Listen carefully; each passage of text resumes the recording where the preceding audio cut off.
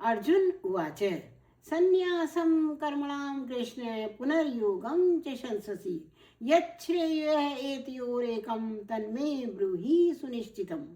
श्री भगवान उवाच संन्यासः कर्मयोगश्च निःश्रेयस्करावुभौ तयोस्तु कर्मसन्न्यासात् कर्मयोगो विशिष्यते। ज्ञेयः स नित्यसन्न्यासी यो न द्वेष्टि न काङ्क्षति निर्द्वन्द्वो हि महाबाहो दुःख सुखं बन्धात् प्रमुच्यते।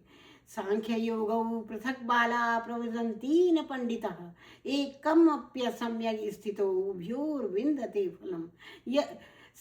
यत् सांख्यात् प्राप्यते स्थानं तत् योगात् अपि गम्यते एकं सांख्यं योगं च यः पश्यति स पश्यति।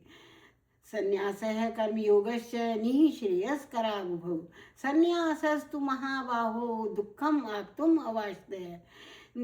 योग युक्तो मुनिर्ब्रह्मणाचिरेणाधिगच्छति योग युक्तो विशुद्धात्मा विजितात्मा जितेन्द्रियः सर्वभूतात्म भूतात्मा कुर्वन्नपि न लिप्यते।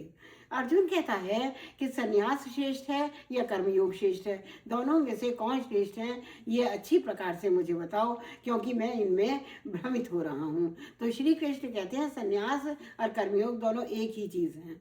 यदि संन्यास में भी पूर्ण रूप से लगा हुआ है तो वो भी सुखपूर्वक इस बंधनों से मुक्त हो जाता है और कर्मयोग से भी। लेकिन सन्यासी को बहुत से दुख उठाने पड़ते हैं और योग युक्त जो है वो ब्रह्म को बड़े शीघ्र ही प्राप्त कर लेता है। ज्ञानी व्यक्ति इनको पृथक पृथक समझते हैं, लेकिन ज्ञानी जन समझते हैं कि सांख्य और कर्मयोग एक ही चीज़ है।